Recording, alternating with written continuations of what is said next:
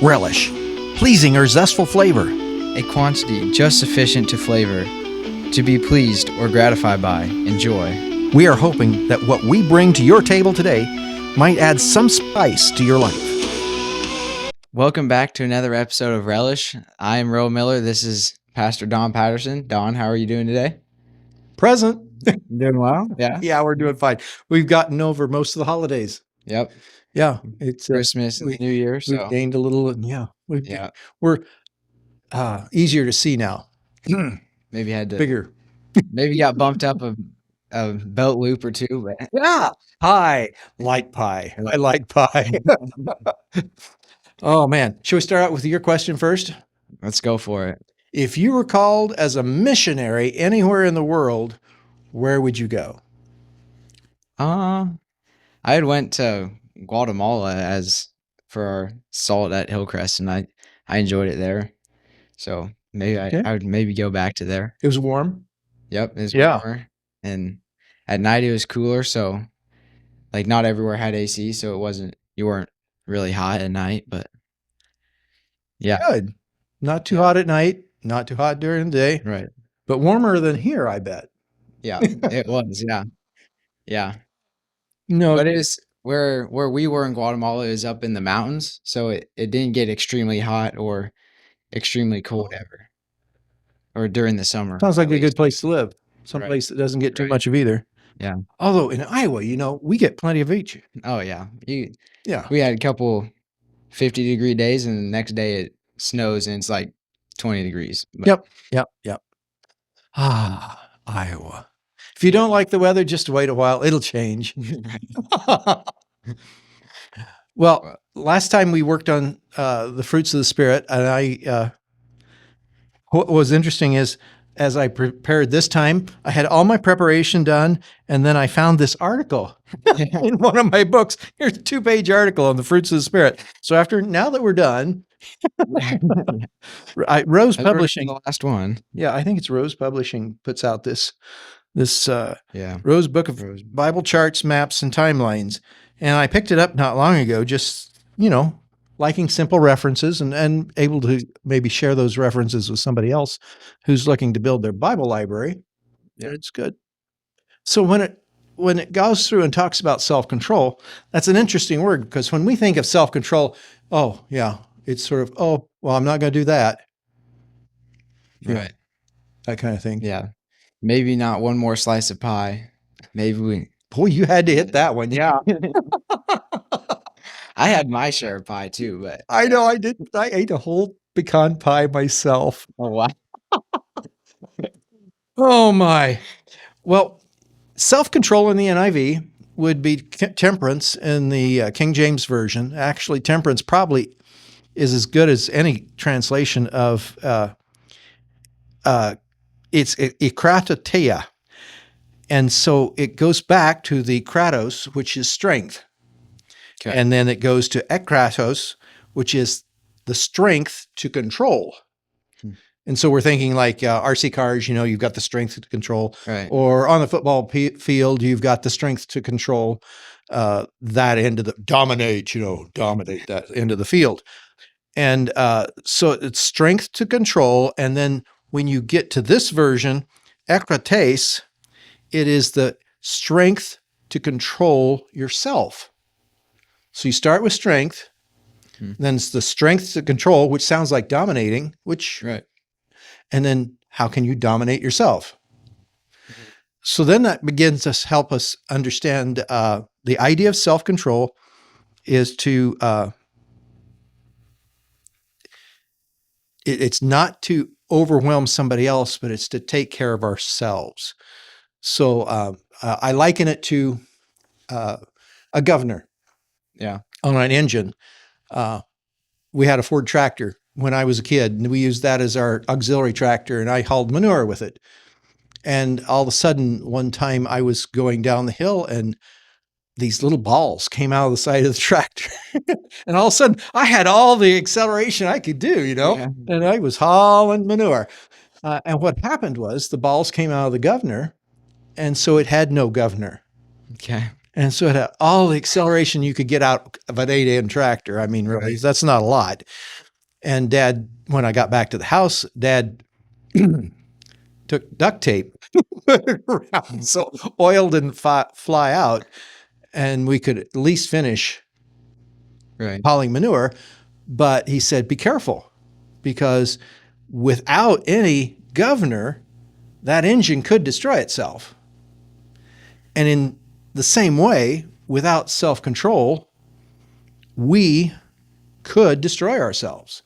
And we see that in our society quite often in the kind of addictions that get into people's lives. Yeah. And the cop-out thing that's going on in our society right now. Well, this is just who I am. Just take me as, it's almost as if we have to cater to those who are not self-controlled and provide safe spaces for them to not be self-controlled. And I'm not sure that's really responsible society. We have addictions in our society, and we have cravings, like pecan pie. Right. And I think sometimes we need to address the fact that those kinds of behaviors might have something deeper that needs to be addressed. There might be maybe there's been a wound, I'm trying to think, an abuse maybe that has happened, sometimes for security. I've dealt with cases where people are really insecure and they feel so much more secure if they have something they can eat. And so that becomes a security to them to have something on the table ready to eat, and they go by and munch a little bit of it. Yeah. And it becomes a security to them. Often goes back to the infant. As a child, they had security by having a bottle. Right.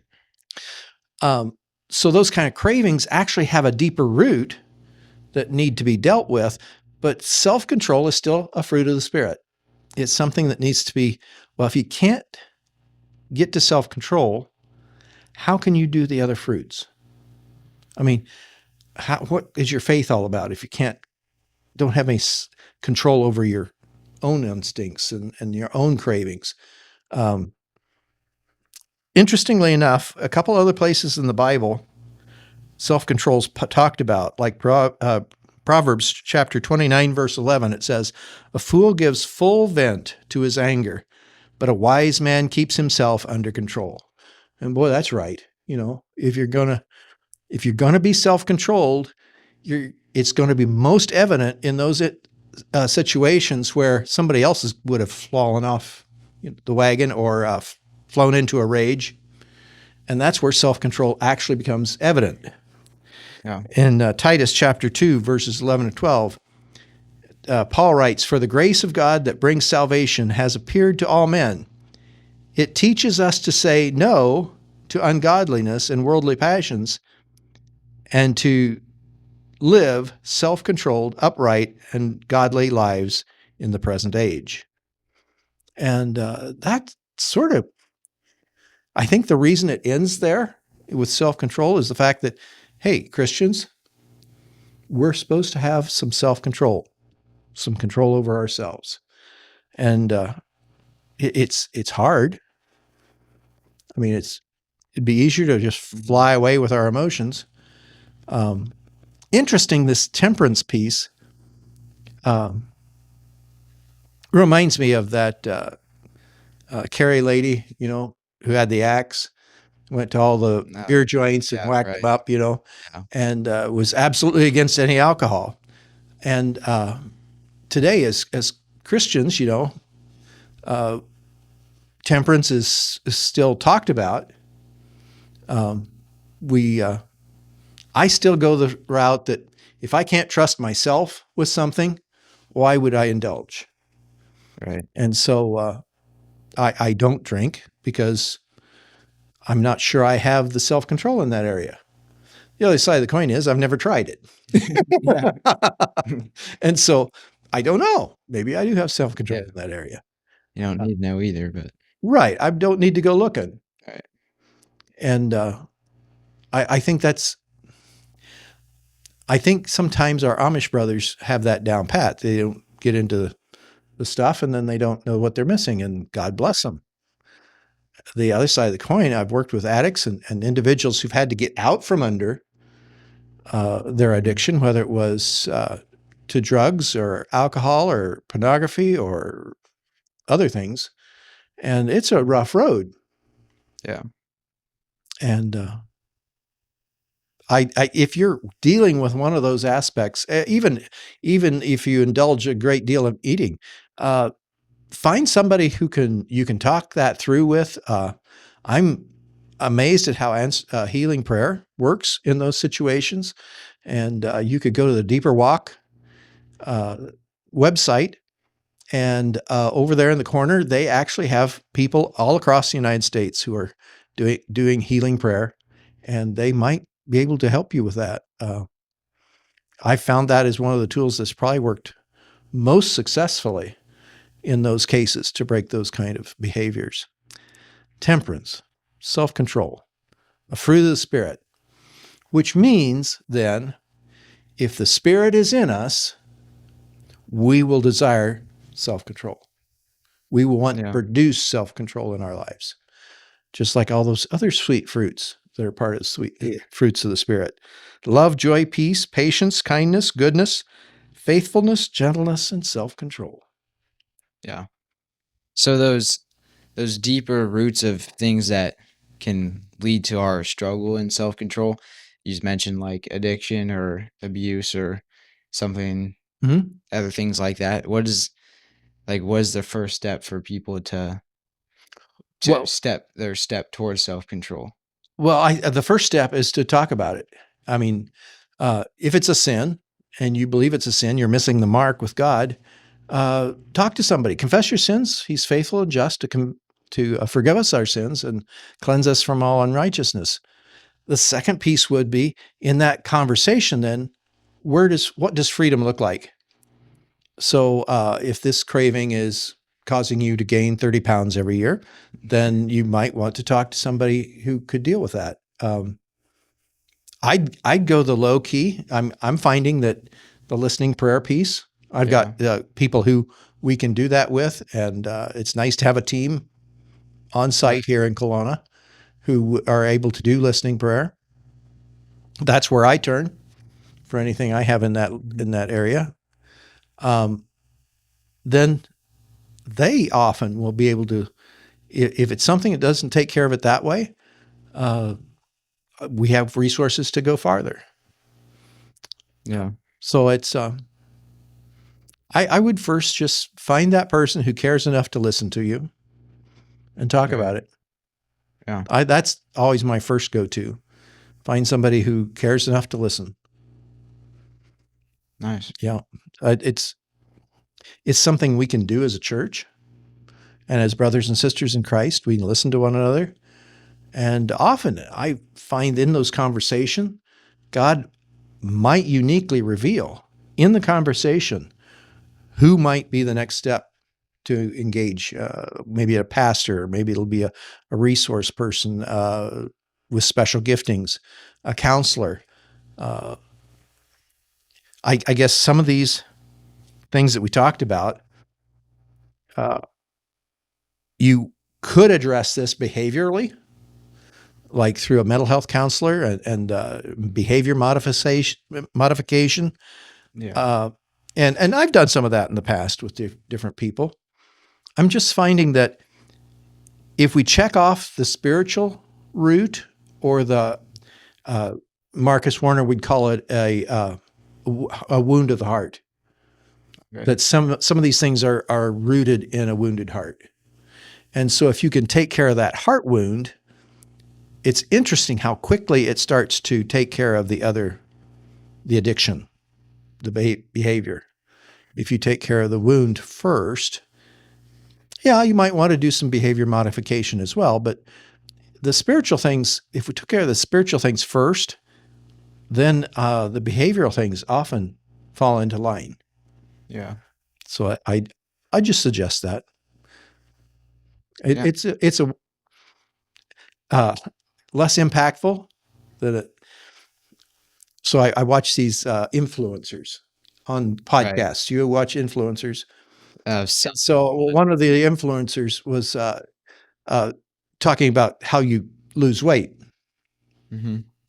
And he was advocating, don't go and lose weight according to a diet that is miserable. Because if the diet's miserable, you won't stay on it, right? Yeah. But he said, just go for what you like to eat. Just eat less of it. Eat it at a time of day when it's good and you can celebrate that meal. And then he says that works much better. All right. If you're eating what you enjoy eating, and it's not a real burden to be on the diet, more likely you're going to keep on the diet. Right. And then you can have self-control. Yeah. Yeah. So he was teaching behavior modification, of course, but I thought that was effective. We don't have to be miserable. Did you know that? We don't have to be miserable. It's not a necessary thing. Yeah. Even to be self-controlled, we don't have to be miserable. Right. God's got this. Yes, he does. Very good, Don. Thank you for the self-control. I believe that's our last fruit of the Spirit, is it? I think so. I think so. Yes. And if you think we've missed one, give us a ring back and let us know. Right. It's been interesting to study them together with different versions and notice that they're sort of in different order in different versions because of the translation. And yeah, I think we've hit them all. Yeah. But, we've kind of flipped back and forth between translations. So yeah. And we're hoping we did, but yeah, we meant to get them all. We didn't mean to miss any. Right. But I surely wanted to make sure self-control is part of it. Yeah. Yeah. Let us know if we missed any, and let us know how you like the series of the fruits of the Spirit. Yeah. And we can do more intentional stuff. Yeah. Maybe what else we could do with that. So yeah. And of course, we always like your questions. Right. Although get them to them instead of to me. Otherwise, I'll know ahead of time. You cannot know. And the comic relief is I'm not supposed to know. Yeah. Yeah. We play Fool Don, but I don't win very much. So yeah. Oh, the guys got me on Saturday morning. Oh, did they? The guys in the Bible study got me on Saturday morning. Good for them. Good for them. It can be done. Yeah. He is human. Oh, yes. Yeah. Oh, yes. I bleed. All righty. Thank you guys for joining us. Hope you enjoyed it, and we'll see you next time. Lord willing. Thank you for joining us for this podcast. Feel free to become part of this ministry by sharing it with others. Our goal is to help each other grow deeper in our understanding of who God is and His calling to us in our daily lives. Thank you again for joining us, and may God bless your day.